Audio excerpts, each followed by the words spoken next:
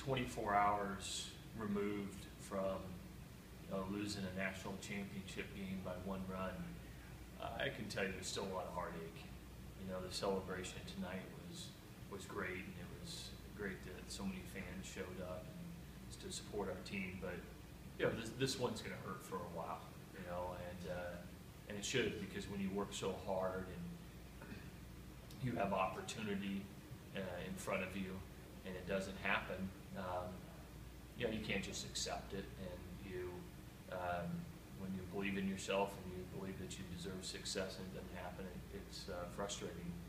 But I shared with the team tonight, when we had our final team meeting, and then over the next 48 hours, I will do individual meetings for a half an hour with each player before they go on their way. And I did share with them that, even though I can't take away the pain and the frustration that we didn't win it all, that there's so many things that they need to be proud of, and there's so many takeaways from the experience that they had this year, and especially the last 4 weeks, that they can draw from, and that they'll have great memories 5, 10, 20 years down the road. And it's hard though, when you're in that moment and it's the final game and it doesn't happen, it sticks with you for a while. I can tell you it's going to stick with me for a while. But is the hardest part, we were in here before the season started, and you talked about the kind of team built for that ballpark and pitching and defense. Is the hardest part that those were the two things that kind of stumbled and kind of? Yeah, I mean, I wouldn't say that pitching stumbled. I mean, still we faced an SEC lineup and gave up 3 runs, and obviously. I mean, in the series. Yeah, sure. Nathan Kirby in game 1, I can't explain it. The kid dominates the first 2 innings, and then just loses it. Loses his release point, can't find it, and I couldn't get anybody ready quick enough, and I feel for the kid. The heart goes out to him, but I felt that this was the kind of team that could win it all in Omaha, because you're right, because of the pitching and the defense, and those are 2 things that in that 3-game series that we didn't do as well as we had leading up to that point. So that's disappointing, but we'll have other opportunities. You pitched, the mindset, the challenges. What do you, most of the time when Nathan pitched this year, he could have been facing the Pittsburgh Pirates and would have been just as effective. Right. What do you say to him when, I guess 2 of his last 3 starts weren't great? I don't know if it was hitting a wall. I just told him after his last start against Vanderbilt that that game was not going to define him, that we wouldn't be in the position that we were in without him being a great pitcher.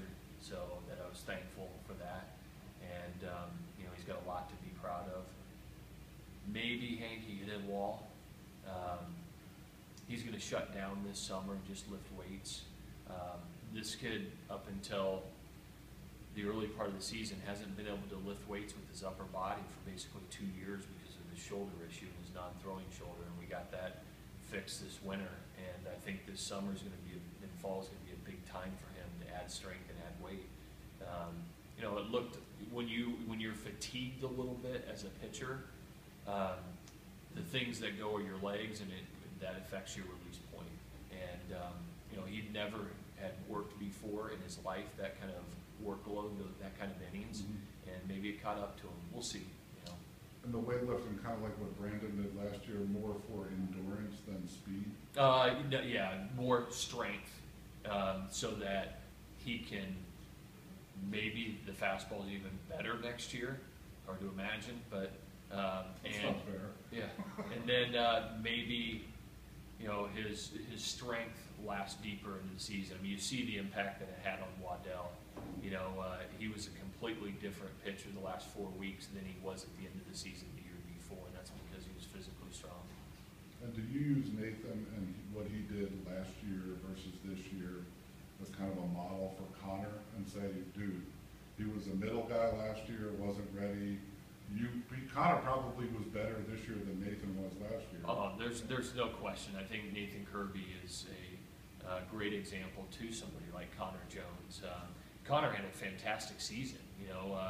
Unfortunately, the last 3 weeks we didn't use him, but he was a key part in our bullpen pretty much the whole year. And there will be some growing up that will happen with him this summer when he goes away on his own. And I think Connor Jones is going to make a huge impact on this pitching staff and this team moving forward. He's just way too talented not to. You said this team was built to win the World Series.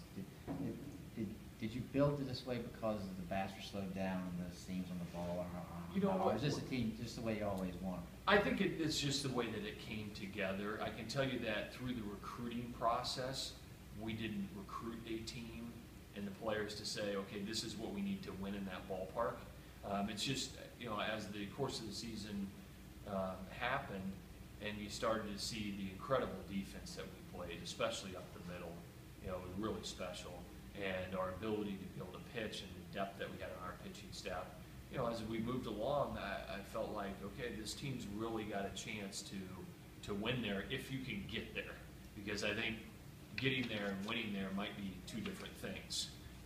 But even though you feel that way, there were a lot of teams in Omaha that were built to win in Omaha too. I mean, Vanderbilt's pitching is every bit as good as ours is.